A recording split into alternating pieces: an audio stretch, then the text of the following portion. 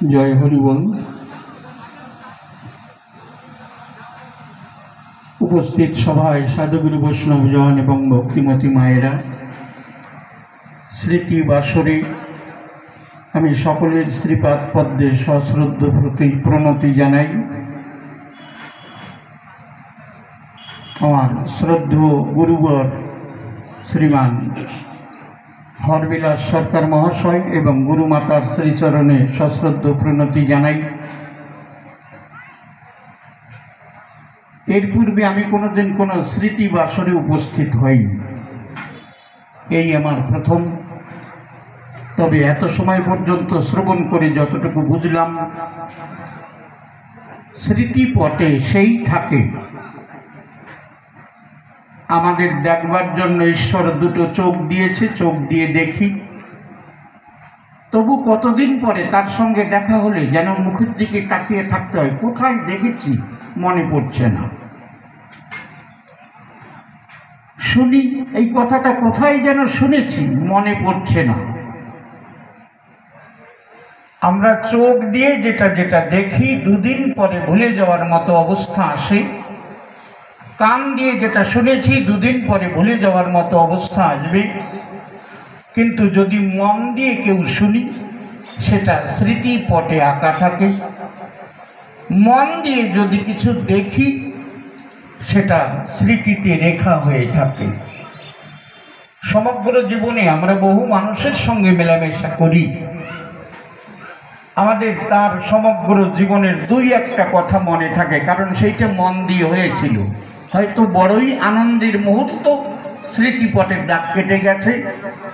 বেদনাদায়ক মুহূর্ত, সেটাও স্মৃতিতে দাগ কেটে গেছে। শ্রদ্ধেয় সুবোধ কাকার সঙ্গে আমার দুই এক নাইটি গান হয়েছিল।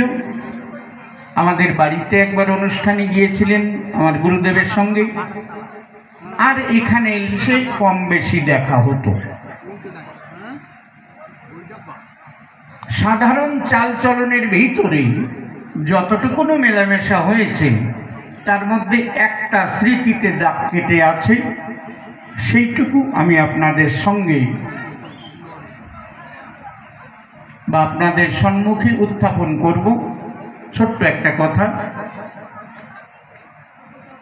আমার রামায়ণ গান ছিল আমাদের ওখানে 56 নম্বর গ্রামে। কাকা তখন বেড়াতে গিয়েছিলেন আমাদের ওখানে। তো বললাম, কাকা রামায়ণ গান আছে, যাবেন? চলো। এসে গান গাইতে বসেছি, কাকাও আসরে বসেছেন। একটু পরে উঠে হাঁটা দিচ্ছেন। তাই বললাম, কি হলো কাকা, কোথায় যাচ্ছেন? কয় তুমি মাথা খারাপ করে দিলে। তাই ভাবলাম কি আমার কোনো কথায় কোনো অশ্লীলতা বা বেদনাদায়ক হলো কিনা। কাকা ফট করে বললো, মাথা খারাপ করে দিলে। দেখলাম হেঁটে একটু দ্রুত গতিতে ঘরে গেলেন। ওই বাড়ির থেকেই হয়তো একটা খাতার কলম নিয়ে, একটা চেয়ার নিয়ে, রাস্তা যত দূরে অত দূরে একটা আম গাছের গোড়ায় বসে উনি গান শুনছেন আর কি যেন লিখছেন। এই একটা স্মৃতিতে দাগ কেটে আছে। পরে শুনলাম কাকা আসর ছেড়ে চলে আসলেন, সবাই আপনার দিকে তাকিয়ে থাকলো। আর ওনার চেহারাটাও ভগবানের কৃপায়, মা বাবার আশীর্বাদে তাকিয়ে থাকার মতোই ছিল। পরে বলল, বাবা রামায়ণ গানও অনেক শুনেছি, কিন্তু রামায়ণ গানের ভিতরেও যে এই ধরনের কথাবার্তা হয় শুনে আমার মাথা খারাপ হয়ে গেছে। ওই জন্য ভাবলাম যে কথাগুলো সরে যাবে। যখন সময় নিয়ে এসেছি, যতটুকু লিখতে পারি লিখে রাখবো। এইবার আমার কথা অনেক দামের তা কিন্তু নয়। আমি একটা ব্যাগ থলি। একটা ব্যাগের দাম কখন হয় আপনারা দেখেছেন। আপনি পালাই করে চাল, ধান, গম কোনো জিনিস মাপছেন, এক পাশে পড়েন থাকে, আরেক পাশে বস্তু। তা যেটা মাপছেন, মনে করেন চিনি মাপতেছেন 1 কিলো, এই পাশে 1 কিলো বাটখারা, এই পাশে 1 কিলো চিনি। তাই 1 কিলো চিনির উপরে যদি একটা মাছি এসে পড়ে, ওজন বাড়বে? বাড়বে না, কাটা নড়বে না। কিন্তু যে পালায় সোনা মাপে, তাতে যদি এক পাশে একটা মাছি বসে, তাহলে কিন্তু নড়বে। আমি একটা ব্যাগের মতো, আমার কোনো দাম নেই, কিন্তু যারা আমাদের গুরুজন, আমার গুরু, তারা যদি আমার এই ব্যাগে সোনা রেখে থাকেন তাহলে ব্যাগটার দাম হয়েছে, আর যদি ব্যাগে পাথর রেখে থাকেন তাহলে সারা জীবন বয়ে বেড়াবো, তার কোনো মূল্য হবে না। সুবোধ কাকার সঙ্গে পরিচয় হওয়ার পরে উনি আমার নাম ধরে কোনোদিন ডাকেননি, বাবা বলেই ডাকতেন। কোন জন্মের বাবা তা তো জানি না, কিন্তু বাবা বলেই ডাকতেন। আমার আজও মনে পড়ে, গ্রামের নাম বললাম, সেদিন পালা হয়েছিল সীতা অন্বেষণ। তা আলোচনা হচ্ছিল হনুমান যখন সাগর পার হয়ে যাচ্ছেন, এইখানটায় আলোচনা হচ্ছিল। যাচ্ছেন রামের কাজে, সৎ কাজে যাচ্ছেন, কিন্তু চারটে বাধা সামনে এসে দাঁড়িয়েছে। প্রথম সুরসা সাপিনী, দ্বিতীয় মৈনাক পর্বত, তৃতীয় সিংহিকা, চতুর্থ উগ্রচণ্ডী। এই চারটে বাধা এসে তার সামনে দাঁড়িয়েছিল।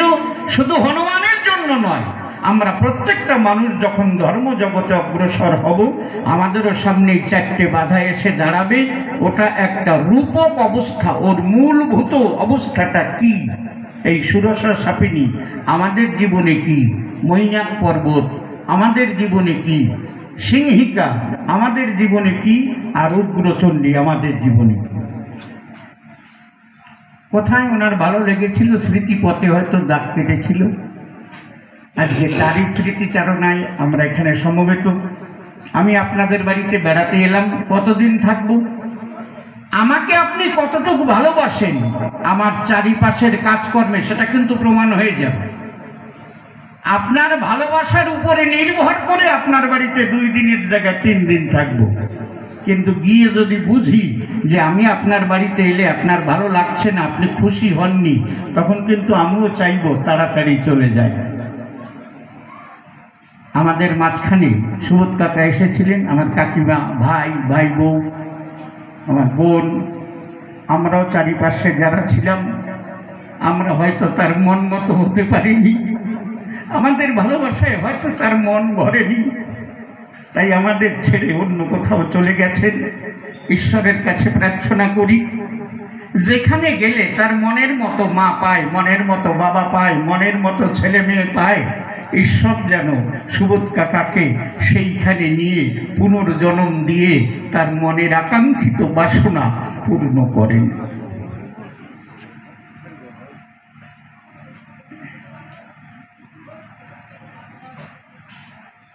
আমার বিশ্বাস যে কাকা এখানে আছেন। আজকে তার স্মৃতিচারণায় আমরা যারা এসেছি, হয়তো আমরা তাকে দেখতে পাচ্ছি না, কিন্তু উনি আমাদের সবাইকে দেখতে পাচ্ছেন। আমার বিশ্বাস তিনি আজ আমাদের সামনেই আছেন। দুর্ভাগ্য যে সেই চোখ, সেই দৃষ্টি আমাদের নেই যে তাকে দেখব। এরপরে আমরা মরে আবার মানুষ হব কিনা জানি না, কাকা কোথায় যাবেন তাও জানি না। যদি আবার কখনো দেখা দেখি হয় আমাদের জীবনে, দেখবেন অনেক মানুষকে দেখলে না ভালো লাগে। এই ভালো লাগার কারণ হলো তার সঙ্গে আগে জানাজানি ছিল। আবার যদি জীবনে তেমন কোনো সুযোগ আসে, কোনো জন্মে যদি দেখা হয়, যেন চিনতে তো পারবো না, সে সাধন ভজন তো নেই, কিন্তু কোনো চলার পথে, কোনো মোড়ে, কোনো চৌরাস্তায়, কোনো মেলায়, কোনো ভিড়ে যেন আবার তার সঙ্গে আবার দেখা হয়, অন্তরে তৃপ্ততা লাভ করি। শাস্ত্রে যেটা বলেছে, কেউ মরে গেলে কাঁদতে নেই। শাস্ত্রে বলছে কেউ মারা গেলে কাঁদতে নেই। কেন? যে 50, 60, 70 বছর এই দেহটার ভিতরে যে আত্মা থাকে, এই দেহটা ছেড়ে আত্মারই যেতে কষ্ট হয়।